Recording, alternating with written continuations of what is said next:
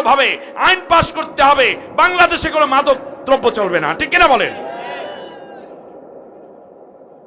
এজন্য আল্লাহ রাব্বুল আলামিনের হাবিব বলেছেন, আল্লাহর নবী বলেছেন, ফাত্তাবিউ সিওয়াদাল আযম ফাইন্নাহু মান সাজ্জা ফিন্নার। হে আমার উম্মতেরা, রাষ্ট্রের মধ্যে যেই দলটি বড় হয়েছে, যেই দলটি দ্বারা তাড়াতাড়ি আমার কোরআনের রাষ্ট্র কায়েম করা সম্ভব, সেই দলকে তোমরা সমর্থন দিয়া তাড়াতাড়ি রাষ্ট্র ক্ষমতায় পাঠাও। যেমন মনে করুন এখন বাজে 11টা 10, যদি এই মুহূর্তে বাংলাদেশের পার্লামেন্টে যারা আল্লাহর কোরআনের রাজ কায়েম করতে চায়, যেই দলটা বড়, সুবহানাল্লাহ, কোন দলকে সমর্থন দিতে বলছেন নবী? বড় দল মানে কি? দল আরো আছে, তাহলে তাই রাষ্ট্রের মধ্যে আরো ইসলামী দল আছে, থাকবে, কিন্তু সমর্থন দিয়ে তাড়াতাড়ি করে আগাই নিতে হবে কাকে? ছোট দল চলতে থাকবে, আরো চলবে, কোনো অসুবিধা নেই, কিন্তু আপনি যদি তাকে সমর্থন না দেন তাহলে আপনি জাহান্নামে পড়ে যাবেন। তাকে আগে বাগে দিলে হবে কি, তারা আগে ইসলামী রাষ্ট্র কায়েম করে, আপনি ছোট বড় হইতে হইতে অনেকদিন সময় লাগবে, তাই মাঝখানে কারে সময় দিলেন? ইসলাম বিরোধী শক্তিকে। যদি ইসলামী দলটাকে, বড় দলটাকে আপনি সমর্থন দেন, তাহলে লাভটা হবে কি, তারা তাড়াতাড়ি ক্ষমতায় গেল, ক্ষমতায় গেলে তো ইসলামী রাষ্ট্র কায়েম হলো। কোরআন ভিত্তিক রাষ্ট্রে কোনো মত চলতে পারে না, অন্য ধর্মের লোকেরা তার ধর্মীয় অনুষ্ঠান পালন করবে, কোনো বাধা থাকবে না, কিন্তু জিনা ব্যভিচার চলবে না, জিনার বিরুদ্ধে শাস্তি আছে, তাতে করে কোনো অমুসলিমের মেয়ে কিংবা স্ত্রীও ধর্ষিতা হবে না, ঠিক না? মাদক চলবে না, হিন্দু কোনো বৌদ্ধ খ্রিস্টানরা কি চায় তার ছেলে মদ পান করুক? চায় না, অতএব মাদক বন্ধ হয়ে যাবে, চোরের হাত কাটা যাবে, ভালো মানুষের হাতের মধ্যে কোরআন দেওয়া হবে, সুগন্ধি মাখানো হবে, আর চোরের হাত কাটতে কুত্তারে খাওয়ানো হবে, ঠিক কিনা? কান জিনা করেছো, ধর্ষণ করেছো, কোমর পর্যন্ত গেড়ে মাথার মস্তক উড়াই দাও। গোটা নোয়াখালীতে লক্ষ্মীপুরে একটার মাথা উড়াইলে বাকি সব ঠান্ডা। আপনার ঘরের দিকে চোখ তুলে কুনজরে তাকাবে আপনার মেয়ের দিকে, এরকম কোন মায়ের সন্তান বাংলাদেশে খুঁজে পাওয়া যাবে না। সুন্দর আইন, ডাকাত ধরছো, বিপরীত দিক থেকে হাত পা কাইটে দাও, শুলে চড়াই হত্যা করো, আল্লাহর আইন এটা। এটা কোনো জামাত ইসলামীর আইন, চরমনার আইন, বিএনপির আইন, নবীজির আইন। এই আইন দিয়েছেন কে? এর মধ্যেই কল্যাণ। হত্যা হয়েছ, যে হত্যা করেছে তারাও হত্যা করে ফেলো, আল কতলু বিল কতল। এই আইনগুলো আপনার জীবনকে নিরাপত্তা দেবে। একজন হিন্দু মানুষকে হত্যা করলো যারা, বিশ্বজিৎকে, আজও পর্যন্ত বিচার হয়েছে, তাদের অনেককে খালাস দেওয়া হয়েছে, কারণ তারা দলীয় লোক, তারা প্রেসিডেন্টের এখতিয়ারভুক্ত হওয়ার কারণে তাদেরকে খালাস দেওয়া হচ্ছে না। আমার দেশে প্রতিটা হত্যার বিচার হতো যদি, তাহলে কেউ আর হত্যা করার চিন্তাও করতো না। আমার বন্ধুগণ, এবারে আসি আমরা রাসূল সাল্লাল্লাহু আলাইহি ওয়াসাল্লামের কথার সূত্র ধরে সামনে আগাইতেছিলাম আমরা, যে নবীজি বলেছেন যে যেই দলটা দ্বারা তাড়াতাড়ি, যেমন আজকে মনে করেন যেই দলটি ক্ষমতায় যাওয়ার জন্য একেবারে পুরো পরিস্থিতি, ব্যাংক আছে, হাসপাতাল আছে, বিমা আছে, তাদের কি কি আছে, হ্যাঁ, এই যে ইসলামী ব্যাংক, আপনাদের লেনদেন এখন থেকে চোখ বন্ধ করে ইসলামী ব্যাংকে লেনদেন করবেন, পারবেন কিনা? কারণ ইসলামী ব্যাংক রাহুল গ্রাস থেকে এখন মুক্ত, এখন সৎ, এবং যারা ইসলামী ব্যাংকের প্রথম প্রতিষ্ঠাতা ছিলেন তারা এখন ইসলামী ব্যাংক চালাচ্ছেন।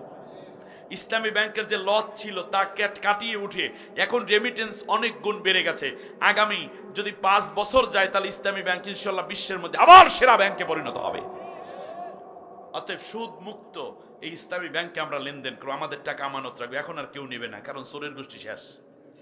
আমার ভাইরা, এবার খেয়াল করি যেই জায়গাটায়, তাহলে যদি এখন ইসলামী হুকুমত কায়েম হয়, যেমন মনে করেন আজকে রাত্রে বাংলাদেশে 1 লক্ষাধিক বার আছে, বার বোঝেন, যেখানে মদ পান করা হয় লাইসেন্স দিয়ে, তাহলে এগুলি খোলা থাকবে না বন্ধ হয়ে যাবে? তো 1 লাখে কমপক্ষে 10 লাখ নারী পুরুষ গিয়ে মদ খায়, তাহলে এই 10 লক্ষ নারী পুরুষ মদ খাইলে গুনাহ হয়, সওয়াব হয় না গুনাহ হয়? তাহলে যারা মাদের বোতল দিয়েছে, দোকান দিয়েছে, তারাও কি ন্যাক করে না গুনাহ করে? গুনাহ করে। তাহলে আজকে যদি ইসলামী হুকুমত কায়েম হয়ে যায়, তাহলে এই রাত থেকে মদের বারগুলো বন্ধ। এই যে মানুষ গুনাহ করতে পারলো না, গুনাহ করলো না, এই যে একটা নেকি হইল, এই নেকির একটা সওয়াব আপনার আমলনামায় আসবে। তার কারণ আপনি যেই দলটা বড় সেই দলকে সমর্থন দিয়া তাড়াতাড়ি ইসলামী রাষ্ট্র কায়েমের সুযোগ করে দিয়েছেন, এই কারণে আল্লাহ খুশি হয়ে আপনার সমান সওয়াব দিবেন।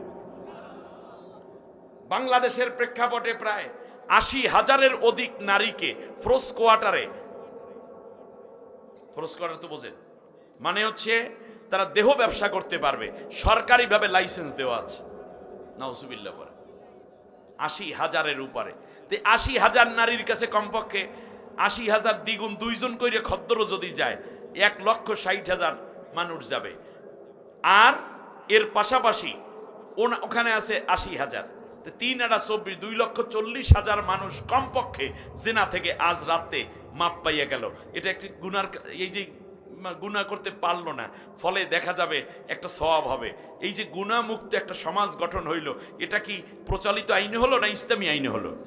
তো ইসলামী আইনে যারা খেদমত দিলেন, যারা আগাইয়া দিলেন, তাহলে আপনার একটা ভোট মাত্র, একটা সমর্থন মাত্র বিনিময়ে আপনি পেয়ে গেলেন ইসলামী একটা রাষ্ট্র, গুনাহমুক্ত। আজকে যখন ইসলামী রাষ্ট্র এই মুহূর্তে কায়েম হলে ফজরের আজান টেলিভিশনে আসবে, আগামী কাল থেকে বালেগ বালেগা নারী পুরুষ সবাইর উপরে নামাজ পড়তেই হবে। কারণ ইসলামী রাষ্ট্রের প্রধান কাজই হচ্ছে আল্লাযীনা ইম্মাক্কান্নাহুম ফিল আরদি আকামুস সালাতা, তারা নামাজ কায়েম করবে। ফলে আপনার ছেলেকে আপনার আর ডাইকে উঠন দরকার নাই, আপনার মেয়েকে আপনার নামাজ পড়া দিবেন, রাষ্ট্র দায়িত্ব নেবে। এখানে পুলিশ নিয়োগ থাকবে, এখানে লোক নিয়োগ থাকবে সরকারিভাবে, তারা এসে আপনার ছেলে মেয়েকে ঘুম থেকে তুলে মসজিদে নিবে। আপনি যাই মসজিদে প্রতিদিনের মতো মনে করছেন যে প্রথম কাতারে মনে ইমামের পিছনে আমার জায়নামাজ, আমি সভাপতি, কোনো কাজ হবে না। আপনি যাইয়ে দেখবেন আপনার আগে ১,০০০ ঢুকে রয়েছে মসজিদের মধ্যে। তার কারণ সব মানুষগুলো নামাজি হয়ে উঠবে, তবলিগের মেহনত করার অত আর কষ্ট হবে না। আপনারা দেখবেন অটো মানুষ সব নামাজি, স্কুল কলেজ ইউনিভার্সিটি প্রাইমারি সব জায়গায়, পুলিশ লাইন, সেনা ক্যাম্প, র্যাবের বিভিন্ন যেই অফিস আদালত, স্কুল কলেজ সব জায়গায় নামাজ, আর নামাজের ওয়াক্ত হবে, সব কাজ বন্ধ, আগে নামাজ। সুবহানাল্লাহ বলেন। তাহলে আপনি পেয়ে যাবেন সব। আর আপনি এখন যেই দল করেন ইসলামী, সেটা ছোট, হ্যাঁ ভালো করতে থাকেন, কিন্তু নবীর কথা হইল যেই দলটা সেওয়াদে আজম হয়ে গেছে, বড় দল হয়ে গেছে, এই দলটাকে তোমরা সমর্থন দাও। তাহলে ইসলামী রাষ্ট্র একদিন আগে যদি কায়েম হয়, একদিন আগে অন্যায় মুক্ত ন্যাক চালু হয়ে গেল, ফলে এর সওয়াব তোমার আমলনামায় একদিন আগ থেকেই শুরু হলো। আমার দেশের স্বাধীনতার 53 বছরেও ইসলামী রাষ্ট্র দেখতে পাই নাই। তার কারণ এক এক হুজুর এক এক দল করে। চরমনাই একরকম, সরসিনে আর এক রকম, ফুরফুরা একরকম, মোকামিয়া আর এক রকম, আবার জৈনপুর আবার আর এক সিলসিলা। চরমনাই হুজুরের দল একটা করছে, এইদিকে ওই জায়গায় খেলাফত মজলিস, ওই জায়গায় খেলাফত আন্দোলন, এখানে এইটা, হ্যাঁ এগুলো থাকেন, কোনো অসুবিধা নেই। তবলিগের লোকেরা একরকম, আলিয়ার লোকেরা আর এক রকম, ওইদিকে আবার যাইয়া কওমিরা আর এক রকম। এখন যার যার গর্ত নিয়ে শেষে গর্তের মধ্যে শুধুমাত্র ধান চাল জোগাড় করতেছে। কিন্তু আল্লাহ নবী বলেছেন এগুলো সব বাদ দে, যেইটা দ্বারা ইসলামী হুকুমত কায়েম তাড়াতাড়ি সম্ভব, ওই দলটাকে ইসলামী রাষ্ট্র কায়েমের জন্য সহযোগিতা কর, আমি আল্লাহ তোদের উপরে দারুণ রহমত পাঠাই দেব। লাফাতাহানা আলাইহিম বারাকাতিম মিনাস সামাই ওয়াল আরদ, আসমান জমিনের সব বরকতের দরজা খুলে দেব। আবার নবী বলেছেন, যদি দেখো যে এই দল দ্বারা ইসলামী হুকুমত কায়েম সম্ভব, কিন্তু তুমি যদি এখানে গুন্ডামি পান্ডামি করো, কিংবা যদি তুমি মোরামুরি করো, সমর্থন না দাও, তাহলে তুমি জাহান্নামে যাবা। সতর্কতাটা কি কঠিন না সহজ? মনে কঠিন। সুতরাং আগামীর পার্লামেন্ট হবে আল্লাহর কোরআনের পার্লামেন্ট, আমরা সবাই সহযোগিতা করবো, ঠিক না বলেন? একটা স্লোগান দেন, সব দল দেখা শেষ, আগামীর পার্লামেন্ট আল কোরআনের বাংলাদেশ, ঠিক না বলেন? তো বলেন, আপনারা বলবেন আল কোরআনের বাংলাদেশ। হ্যাঁ, সব দল দেখা শেষ, আল কোরআনের আলো। কোথায়? ঘরে ঘরে জ্বালাইলে হইবে? ঘরে ঘরে তো জ্বলছে, মসজিদে মসজিদে, খানকায়, মাদ্রাসায় মাদ্রাসায় জ্বলবে, কিন্তু এখন জ্বালাইতে হবে সংসদে। বলেন আল কোরআনের আলো। বাস, সব দল দেখা শেষ, আল কোরআনের আলো। আমার নেতা, তোমার নেতা আগামী পার্লামেন্টে কোরআনের পক্ষে রায় দিতে আপনারা রাজি আছেন? আল্লাহর কোরআনের পক্ষে রায় দিলে খুশি হবেন কে? দেশটা স্বাধীন হবে, হলো দেশটার মধ্যে আল্লাহর কোরআনের রাজ কায়েম না হলে আবারও দুর্নীতি, আবারও চুরি, আবারও খুন, আবারও জেনা ব্যভিচার, ধর্ষণ, আবারও মাদকের সয়লাভ বসবে, ঠিক কিনা বলেন? সুতরাং আগামীর পার্লামেন্ট কোরআনের পার্লামেন্ট হবে। সেই জন্য কে কে রাজি আছেন দুইটা হাত উঁচু করে আল্লাহকে দেখা।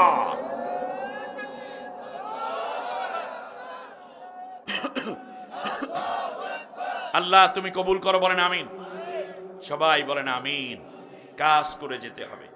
সুলাইমান পয়গম্বর আলাইহিস সালাম শেষ পর্যন্ত বললেন যে এই চিঠি আমার কাছে আসছে বিসমিল্লাহ লেখা, সুবহানাল্লাহ বলেন। এখন এই বিসমিল্লাহ দিয়ে আবার রাজনীতি কইলেন না। বিসমিল্লাহ কইয়া মদের বোতল খাইলে হইবে? বিসমিল্লাহ কইলেন, কিন্তু বিসমিল্লাহর সমর্থন দিয়ে আপনি মানুষের বাড়ি দখল করা শুরু করলেন, এটি কি জায়েজ হবে? বিসমিল্লাহ কইয়া চান্দাবাজি করলে কি হবে? হবে না। অতএব বিসমিল্লাহ মানে আল্লাহর নামে। নবীজি বলেছেন যেই কাজ বিসমিল্লাহ দ্বারা শুরু হয় ওটা ল্যাস কাটা থেকে যায়, আর যে বিসমিল্লাহ বলে শুরু করে ওই কাজের জামিনদার হয়ে যান আল্লাহ নিজে। সুবহানাল্লাহ পড়বেন না? বিসমিল্লাহ লিখতে 19টা অক্ষর। কয়টা? আল্লাহর নবী বলেন এই আমলটা করবেন এখন থেকে। আল্লাহর নবী বলেন প্রত্যেক ফরজ নামাজের পরে যদি কোনো ব্যক্তি, নারী পুরুষ, ছাত্র ছাত্রী, শিক্ষক শিক্ষার্থী যাই হও না কেন, ডাক্তার ইঞ্জিনিয়ার, তুমি হতে পারো ভ্যানওয়ালা, দোকানওয়ালা, হতে পারো তুমি অটোর মালিক, অটো ড্রাইভার, কিংবা ছোট্ট ক্ষুদ্র একটা দোকানদার, পান বিক্রেতা, ধনী গরিব শিল্পপতি, যাই হও না কেন, তুমি যখন বিসমিল্লাহির রহমানির রহিম বলবা, সাথে সাথে আল্লাহ রব্বুল আলামিন তোমার আমলনামায় 190টা নেকি দান করে দিবে। আল্লাহর নবী বলেন প্রত্যেক ফরজ নামাজের পরে কেউ যদি 19 বার পরে বিসমিল্লাহির রহমানির রহিম, বিসমিল্লাহির রহমানির রহিম, বিসমিল্লাহির রহমানির রহিম, কতবার? কোন নামাজের পরে? এখন নামাজ না পড়ার সাথে দোয়া করলে হবে নাকি? হবে না। এই জন্য আগে নামাজ পড়ুন, নামাজের পরে 19 বার এই দোয়াটা করুন, বিসমিল্লাহির রহমানির রহিম, বিসমিল্লাহির রহমানির রহিম। আল্লাহর নবী বলেন আল্লাহ রাব্বুল আলামিন কোরআনে বলেছেন আলাইহা তিসআতা আশার, জাহান্নামের গার্ড দেওয়ার জন্য আল্লাহ তাআলা 19 জন ফেরেশতা নিয়োজিত করে রেখেছেন। আর বিসমিল্লাহ লিখতে 19টা অক্ষর লাগে। যদি প্রত্যেক ফরজ নামাজের পরে 19 বার বিসমিল্লাহির রহমানির রহিম তোমরা পড়তে পারো, নারী পুরুষ, তাহলে একজন ফেরেশতাও তোমাদেরকে গ্রেফতার করার কোনো সাহস পাবে না। সুবহানাল্লাহ। এই আমলটা করা কঠিন না সহজ? দোকান খুলতেছেন, শাটারটা টানার চাবিটা খুলছেন, বিসমিল্লাহ। মোটরসাইকেল স্টার্ট দেন, বিসমিল্লাহ। ফ্রিজটা খোলেন, বিসমিল্লাহ। খাইতে শুরু, বিসমিল্লাহ। পান্ডা খান, বিসমিল্লাহ। সিগারেটটা খান,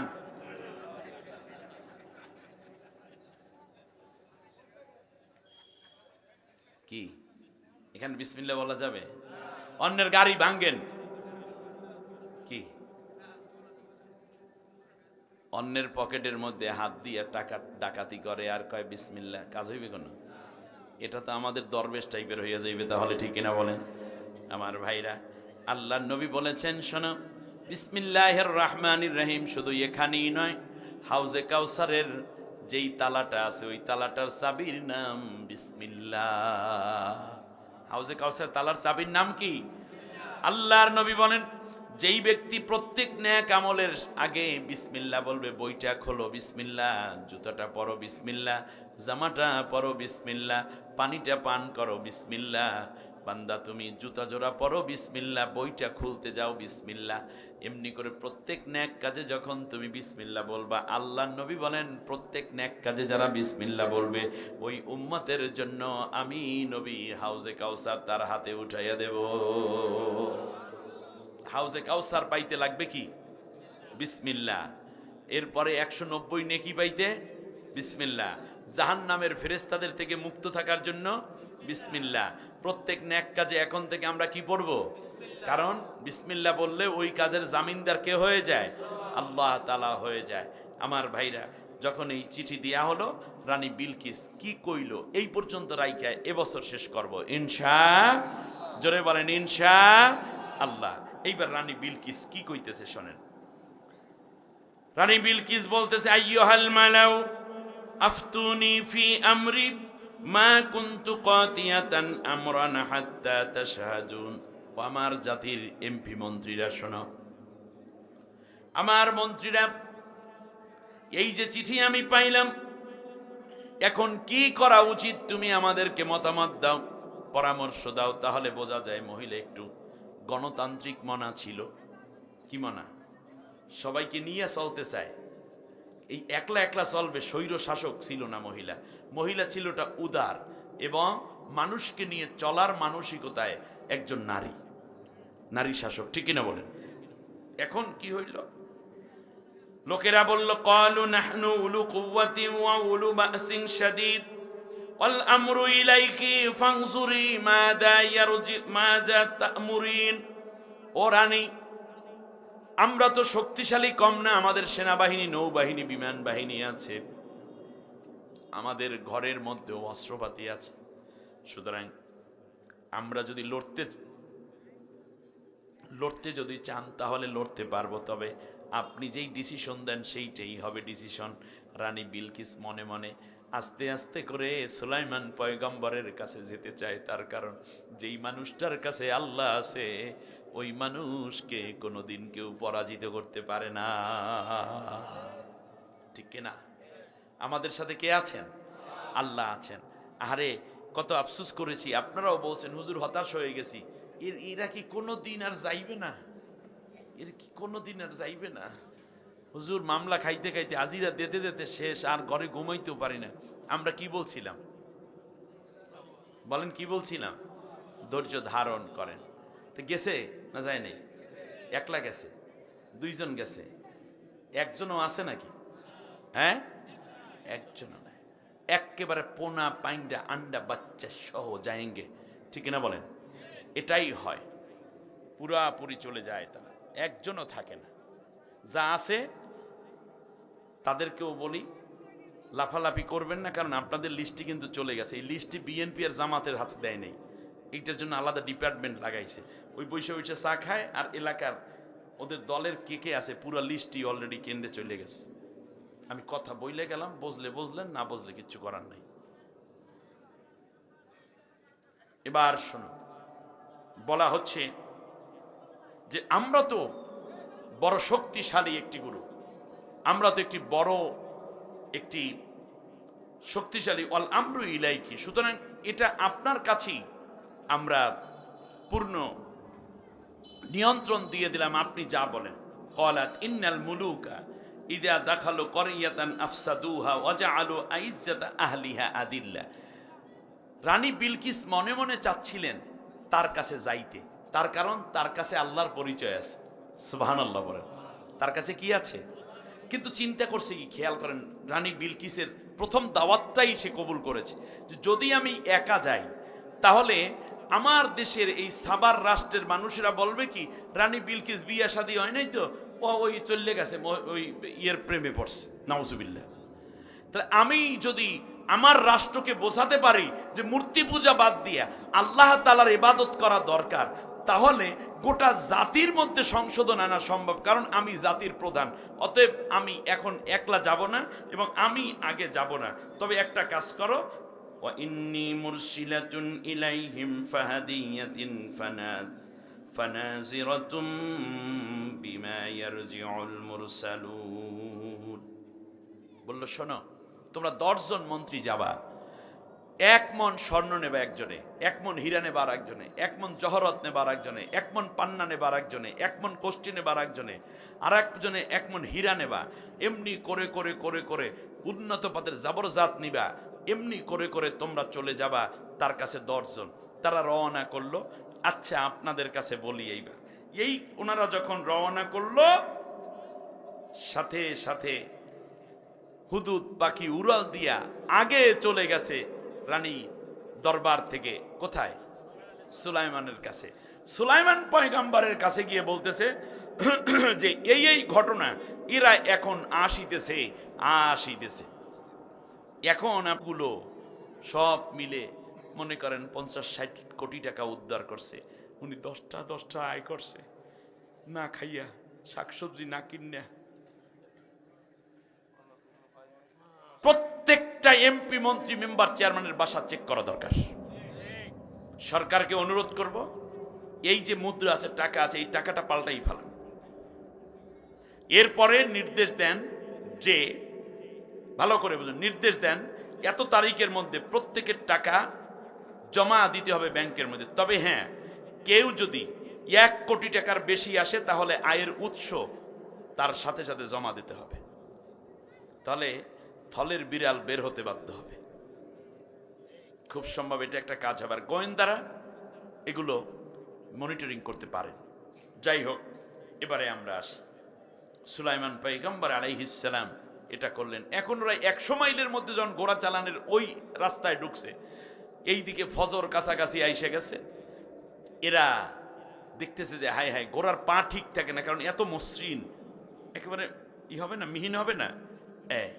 ওরা আসতে না আসতে জিনেরা রাস্তা বানাই ফেলাইছে।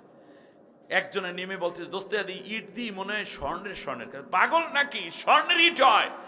উঠাইছে খুঁজছে, ওকে দেখ না। আর মন্ত্রী তো বোঝে খাঁটি স্বর্ণ বুঝতে তার অসুবিধা নেই, জ্ঞান তো আছে কমপক্ষে। 2-4-10টা ইট ঝুলির মধ্যে বুঝে লয়ে গেছে। যাইয়া সুলাইমান পয়গম্বরকে বলল, দেখেন আমরা আপনার জন্য হীরা এনেছি, আমরা এই মুক্তা এনেছি, স্বর্ণ এনেছি। সুলাইমান পয়গম্বর বলেন, এই হীরার গোডাউনের চাবি কার কাছে রে? জি, এটা মনে করেন হীরার গোডাউন নিচে আছে 10 তলা, উপরে করছে 10 তলা, গর্তে 10 উপরে 10, এটা পুরো ভরা কি হীরা। দরজাটারে খুইলা দিয়েছে, কয় এই হীরা দিয়ে দিলাম, যত লাগে এখান থেকে তোর লইয়া যা, কিন্তু আল্লাহ রব্বুল আলামিনের সাথে শিরক করা তোমাদের ঠিক হবে না। এইসব সোনা দানা রূপা পয়সা দিয়া হুজুরের কেনা যায় না। মহিলার বুদ্ধি আছে, মহিলা চিন্তা করছে যে আসলে আল্লাহর নাম বলে না নাম ভাঙ্গাইয়া খায়, একটু টেস্ট করে দেখি। এই জন্য কিছু হাদিয়াও পাঠাই দিয়েছে, হাদিয়াতুন, যে হাদিয়া পাঠাই দিয়েছে। এই হাদিয়া দেওয়ার উদ্দেশ্য ছিল, কিছু কিছু হুজুররা আছে আল্লাহর নাম ভাঙ্গাইয়া নিজের পকেট বাড়ি করে, দেখেন না এই পর্যন্ত। তো মহিলা একটু টেস্টও করছে, দেখি আসল আল্লাহওয়ালা নাকি নকল আল্লাহওয়ালা। এক আল্লাহওয়ালায় আল্লাহর কথা বলতে যাইয়া ফাঁসির মঞ্চে যায়, জেল খাটে। আর এক আল্লাহওয়ালা আল্লাহর কথা কইয়া হীরামণি মুক্ত জহরত পাইয়া যাইতে আছে, গাড়ি বাড়ি ফ্ল্যাট বাড়ি পাইতে আছে। কেমন আল্লাহ? তোমরা আল্লাহরে বেচাও খাইতে পারো, অথচ তোমরা বুজুর্গ নাম দিছো। আর আল্লাহর কথা বলে একদল মানুষ শাহাদাতের তামানায় উজ্জীবিত হয়ে আল্লাহর দ্বীন প্রতিষ্ঠার নেতৃত্ব দিয়ে যাচ্ছে, ঠিক কিনা বলেন?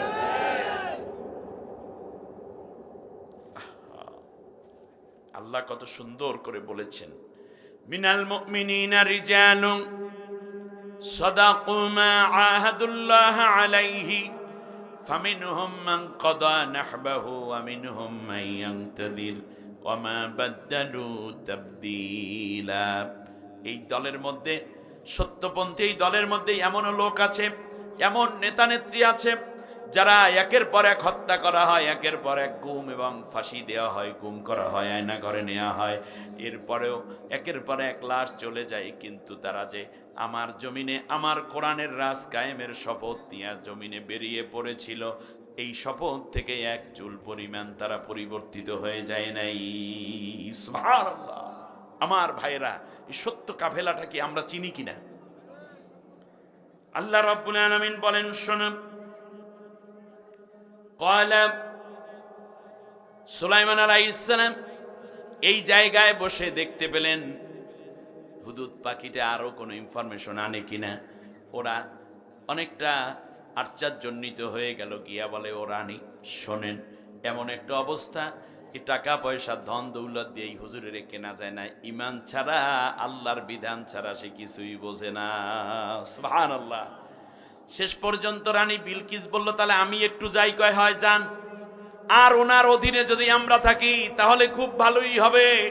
আপনি দেখেন তার কাছ থেকে কিভাবে কোন শর্তে আমরা উন্নত হতে পারি। তার কারণ তার রাষ্ট্র যা দেখলাম, আমাদের মতো রাষ্ট্র 1 লক্ষ বার তার ভিতরে বিক্রি করা যাবে।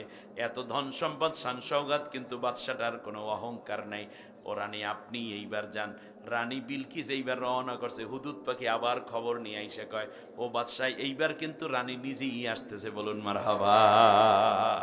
রানী বিলকিস আগেই আসতে চাইছিল রে, তার কারণ রানী বিলকিস আগেই বলতেছিল, আমি রব্বি ইন্নী যালামতু নাফসি ওয়া আসলামতু মা সুলাইমান রাব্বিল আলামিন। ও বাদশাহ, আমি এখানে আসার আগেই মূলত বুঝতে পেরেছিলাম, যেই মানুষটা আল্লাহরে চেনে, যেই মানুষটার চিঠি লিখতেও আল্লাহরে ভুলে যায় না, ওই মানুষটার সাথে থাকতে পারলে আমার জীবন ধন্য হবে।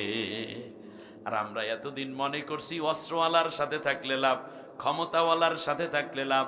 আমরা মনে করেছিলাম মাদক দ্রব্য যে খায়, মদ আলার সাথে থাকলে লাভ, সন্ত্রাসীর সাথে সাথে থাকলে লাভ, আমরা মনে করছি দুর্নীতিবাজের সাথে থাকলে লাভ।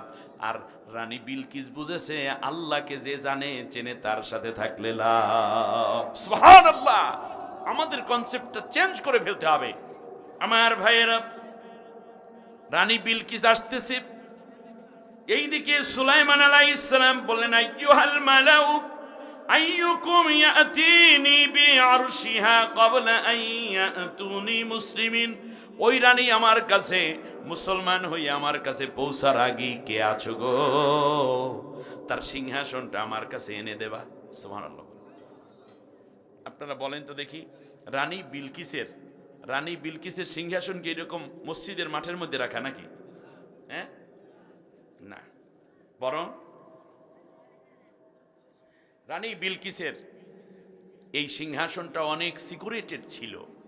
কিন্তু তিনি কি করলেন যে না, এইটা কে আছো তুমি নিয়ে আসবা।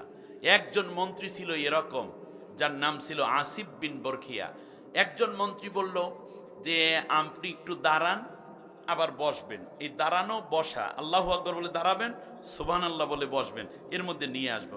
আরেকজনে বলে বাদশা আপনি একটু চোখে পলক দিয়া এই একটু সুবহানাল্লাহ আলহামদুলিল্লাহ আল্লাহু আকবার বলবেন, চোখ খুললে দেখবেন আমি নিয়ে আসবো। হাজার হাজার কিলোমিটার দূরে, ওদিকে তো দরজা জানলা কপাট কত লাগাইয়া তার মধ্যে কত তালা দিয়ে বদ্ধ সেই সিংহাসন, যা হীরামণি মুক্ত জহরত পান্না চূর্ণি কোষ্টি ইউরেনিয়াম দিয়ে খচিত। এখন আরেকজনে বলতেছে বাদশাহ এই ওঠা বসা চোখ বন্ধ করা এইগুলোর কোনো টাইম আছে আপনার? আপনি তাকাইয়া দেখেন ডান পাশে অলরেডি সিংহাসন নিয়েই এসছি। সুবহানাল্লাহ, সুবহানাল্লাহ। কত শক্তিশালী মন্ত্রী ছিলেন তারা। আর এখন মন্ত্রীরা অবশ্য করে, ব্যাংকের টাকা আছে একটু কাট আপ করিয়া শুধুমাত্র অ্যাকাউন্ট থেকে কাটিয়া আর এক জায়গায় লয়ে গেছে, অন্যের অ্যাকাউন্টের টাকা নিজের অ্যাকাউন্টে লয়ে গেছে, এই কাম করে আর কি।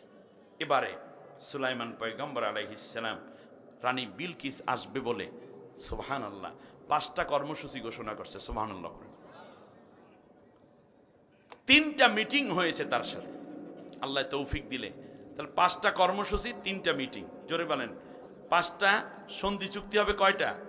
5টা। আর মিটিং হইবে কয় জায়গায়? 3 জায়গায়। ভাগ্য ভালো ওই সময় আমাদের দেশের মুফতিরা ছিল না।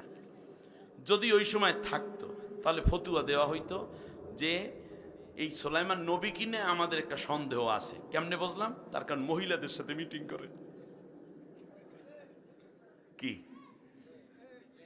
মহিলার সাথে মিটিং করে, এ কেমনে নবী হয়? একজন নবী, একজন মানে অবিবাহিতা মেয়ে যখন মিটিং করছে তখন কি ওনারা দুইজনে পর্দার আড়ালে ছিল নাকি? কাছাকাছি ছিল। আরে ভাই, এখানে বুঝতে হবে, সাবার রাষ্ট্রের প্রধানের সাথে তিনি বৈঠক করছেন। সে মহিলা না পুরুষ এটা তো পরের কথা। অতএব কোন দলের নেতা যদি হয় নারী, তাহলে নেতার সাথে বৈঠক করতে যদি যায় তাহলে অন্য দলের লোকেরা, ওই দল নারীকে প্রধান বানিয়েছে, এটা দলের ব্যাপার। কিন্তু মিটিং এর ক্ষেত্রে দল প্রধানরা যদি 10 দল একত্রিত হয়ে বৈঠক করে, তাহলে ওই দলের প্রধান নারী যদি থাকে কে আসবে? নারী আসবে। যদি ওই দলের প্রধান পুরুষ হয় তাহলে কে আসবে? পুরুষ আসবে। তাহলে এখন একটি জাতীয় বিষয়ে যখন মিটিং হয় তখন দলের প্রধান আসবে এখানে, এটাই হলো মূল বিষয়। নারী কিংবা পুরুষ মৌলিক বিষয় ছিল না। যেমন রানী বিলকিসের সাথে সুলাইমান পয়গম্বর 3 জায়গায় 3 বার মিটিং এ মিলিত হয়েছেন এবং 5টি সন্ধি চুক্তি হয়েছে, যার দ্বারা পুরো সাবার রাষ্ট্রে ইসলামী হুকুমত প্রতিষ্ঠার পাশাপাশি রানী বিলকিস ওখানের প্রধানই রয়ে গেছে, কিন্তু কর দিতে বাধ্য ছিলেন সুলাইমান পয়গম্বরকে। কি কি চুক্তি ছিল আর বৈঠকের ধারাবাহিকতা? রানী বিলকিস আসবে বলে সুলাইমান পয়গম্বর মনে করেন না যে মহিলা আসবে বিদেশ থেকে, কি আর কি করব না। তিনি কি করেছেন? 100টা গেট করেছেন রানী বিলকিস, যেন সে বোঝে ইসলামের শানটা কত। এরপরে পানির নিচে রং বেরঙের মাছ দৌড়াদৌড়ি করছে, তার উপরে তিনি রেখেছেন স্বচ্ছ কাচের স্ফটিক। এখান থেকে রানী বিলকিসকে তিনি বুঝতেও চেয়েছেন যে আসলে সে জিন জাতি নাকি মানব জাতি। কারণ রানী বিলকিসের বাবা ছিলেন একজন আল্লাহওয়ালা মানুষ এবং রাষ্ট্রপ্রধান, আর মা ছিলেন একজন পরী। এই জন্য কোমরের নিচের অংশ ছিল পরীর মতো, আর উপরের অংশ ছিল মানব আকৃতি। দেখে শুনে তামাম বিশ্বের অন্যতম এক সুন্দরী নারী সুলাইমান পয়গম্বর। পরবর্তীতে তাকে বিয়ে করছেন কিনা এই ব্যাপারে হাদিসে কোরআনের কথাও নাই, তবে কিছু কিছু তাফসীর লিখছে যে শেষ পর্যন্ত রানী বিলকিস নিজের জীবনকে সুলাইমান আলাইহিস সালামের কাছে অর্পণ করে ধন্য হয়েছিলেন। সুবহানাল্লাহ বলেন। আল্লাহ রাব্বুল আলামিন আজকে আমাদেরকে কি কি শেখালেন। প্রত্যেক কাজ আমরা বিসমিল্লাহ দিয়ে শুরু করব। এক। দ্বিতীয়বারে আমরা শিখলাম স্বৈর শাসকের পতন হয় তখন পৃথিবীর কেউ তাকে আর মনে রাখে না, ঠিক না বলেন? পতন হয় একা না সমূলে? সমূলে। তৃতীয়বারে আমরা জানলাম পৃথিবীর জুলুমকারী যারা হয় তাদের দুনিয়া এবং আখেরাত এমনকি মৃত্যুর সময় তাদের ঈমান কবুলও হয় না। এটা আমার কথা নাকি আল্লাহর কথা? আল আন ক্বাদ আসাইতা ক্বাবলু ওয়া কুনতা মিনাল মুফসিদিন। আর জানলাম পিঁপড়ার মধ্যে আল্লাহ দিয়েছেন অনেক বেশি বেশি ক্ষমতা। অনেকগুলো বিষয় বলেছি, মনে আছে আপনাদের? ঠিক তার পাশাপাশি আমরা আরেকটি জিনিস জানলাম, সেটা হচ্ছে ক্ষমতা অনেক দিনের থাকে না। সুলাইমান পয়গম্বর শেষবারে জিন দিয়ে মসজিদুল আকসা তৈরি করলেন। প্রথমবার তৈরি করার পর তার আসতে দেরি দেখে জিনেরা আবার মসজিদ ভাঙ্গিয়া ফেলাইছে। আইসে দেখতেছে মসজিদ বানানো শেষ হয় নাই। এই তোরা কি মসজিদের কাজ শেষ করতে পারিস নাই? এখনো 1 মাস হয়ে গেছে। কয় বাদশা বানাইছিলাম তো। কয় তারপর? আবার ভাঙ্গিয়া ফেলাইছি। তাই ভাঙলি কেন? কয় ভাঙবো, আমরা জিন জাতি, কাম না করিলে তো থাকতে পারি না। আপনি চিন্তা করিলেন না, আগামী 5 দিনের মধ্যে আগের চেয়েও ভালো ডিজাইন দিয়ে বানাই দেবো। ব্যাস এইরকম করবি আর ভাঙবি, ওইটা চলতো না। এইবার লাঠির উপর ভর কইরা এই সূরা নমলের মধ্যেই আমরা পাবো সামনে গিয়ে তাফসিরে, যে আস্তে আস্তে করে ওরা তো মসজিদ বানায় একটু সুন্দর করে। দাঁড়াই আছে কে? সুলাইমান আলাইহিস সালাম। মসজিদের কাজ শেষ হইতে আর হয়তো ভাই 1 দিন বাকি আছে। এমন সময় আজরাইল আলাইহিস সালাম এসে বললেন, আল্লাহর পয়গম্বর, ও আল্লাহর পয়গম্বর, আপনাকে আল্লাহ তাআলা সালাম জানাইছে, আপনার চলে যেতে হবে, আমি আপনার জান কবজ করতে আসছি। কয় একটা দিন মসজিদের ফিতাটা কাটতে উদ্বোধন কইরা দেব। বলছে যে না, আর সময় হবে না, কারণ মৃত্যু আসলে তাকে আর কোনো সময় দেয়া। ইযা জা আজালুহুম লা ইস্তাখিরুনা সাআতা ওয়ালা ইস্তাকদিমুন। আকবর হওয়ার কোনো সুযোগ নাই গো বাদশা। অতএব আপনাকে আল্লাহ ডাকছেন, কয় একটা কাজ করো, তুই আমার রুহুটা লইয়া যা, কিন্তু আমি যে লাঠির উপর দাঁড়াই আছি এই লাঠি থেকে আমারে সরাইস না। কয় এইটা করান যাইবে। রুহুটা নিয়ে গেছে, লাঠির উপর ভর করে দাঁড়াই রয়েছে। ওরা বানাইয়া মসজিদ মুসিয়া টুইসা ফিনিশিং টিনিশিং মালিশ টুলিশ কইরা রং টং দিয়ে সুন্দর কইরা মসজিদুল আকসা রেডি করে। দেখে সুলাইমান পয়গম্বর তাকাইয়াই আছে। শেষ পর্যন্ত বেশ কিছুদিন যাওয়ার পরে নবীদের দেহ মাটি ভক্ষণ করে না, নবীদের দেহ অক্ষত থাকে। এক পর্যায়ে লাঠিটা উই পোকায় খাইয়া ফেলাইছে। সামনে আসছে সেই আয়াত, সুলাইমান পয়গম্বর কাত হয়ে পড়ে গেছেন। জিনেরা হাউমাউ করে উঠল, হারে আমাদের নবী পড়ে গেছে। ধৈর্য দেখে যে অনেক আগেই মারা গেছে, লাঠি পর্যন্ত উই পোকায় খাইয়া ফেলাইছে। রাশেদ ভাইয়ের বাড়িতে আসছে, কয় সেগুন কাঠ কোনোদিন কি উলিতে ধরে? দেখেন আমরা বাড়িতে থাকি না, এই জন্য এই যে সোফা সেট এগুলোও খাইয়া ফেলাইছে। আমার ভাইয়েরা, এই জন্য জীবন আছে, ব্যবহার করেন। রুকু করার এখন সুযোগ আছে, এমন একটা দিন আসতে পারে হয়তো রুকু করতেও পারবেন না। আজকে আমাদের এক ভাই, তার একটা বাচ্চাটার বয়স কমপক্ষে 11-12 বছর হবে না? হ্যাঁ, এরকম হবে। ডাক্তার বলেছে তার ছেলেটার পা আস্তে আস্তে করে দুর্বল হয়ে যাবে, তার হাত আস্তে আস্তে দুর্বল হয়ে যাবে। কি যে এক রোগ আল্লাহ তাআলা দিয়েছেন। বাবার চোখে পানি। ছেলেটা দেখে আমার এত মায়া হলো। আপনারা আজকে একটু দোয়া করবেন, আল্লাহ রব্বুল আলামিন যেন ছেলেটাকে আমাদের দোয়ার বরকতে সুস্থ করে দেন। আল্লাহ কোরআনের উসিলায় যেন ছেলেটাকে সুস্থতা দান করেন। আমার ভাইয়েরা, আমাদের রাশেদ ভাইয়ের মা অসুস্থ, দীর্ঘদিন ধরে আমরা দোয়া করব তার জন্য। আল্লাহ তাআলা সুস্থ দেন, আল্লাহ তাআলা ভাইয়ের ব্যবসা বাণিজ্যে লাভবান করেন। অন্যান্যরা অনেকেই দোয়া চেয়েছেন। সবাই নামাজের সূরাতে বসেন, তাহলে বোঝা যায় অব্যবহৃত থাকলে লাঠিটা উই পোকায় ধরে। অতএব আপনারা এখন রুকু না করলে একটা সময় আসবে আপনার রুকু করতেই পারবেন না, সময় পাবেন না। রোজা রাখেন না, এমন সময় আসবে তখন হয়তো আর রোজা রাখারই সুযোগ থাকবে না। ডাক্তার বলে রোজা রাখেন না, তেমন এখন জিকির করেন না। এমন সময় আসবে যখন জিকির করতে আর সুযোগ থাকবে না, অথচ মন চাইবে জিকির করতে। নামাজ জামাতে মসজিদে যান না, এমন সময় আসবে মন চাইবে কিন্তু জামাতে আর যেতেই পারবেন না। অতএব সময় থাকতে কাজে লাগাতে হবে। নিজের দেহ এবং মনকে আল্লাহর কোরআনের জন্য উৎসর্গ করতে হবে। আল্লাহ কবুল করুন, বলেন আমিন। একবার আলহামদু, 3 বার কুল হু আল্লাহ পড়েন, কবর জিয়ারত নিয়ত করেন।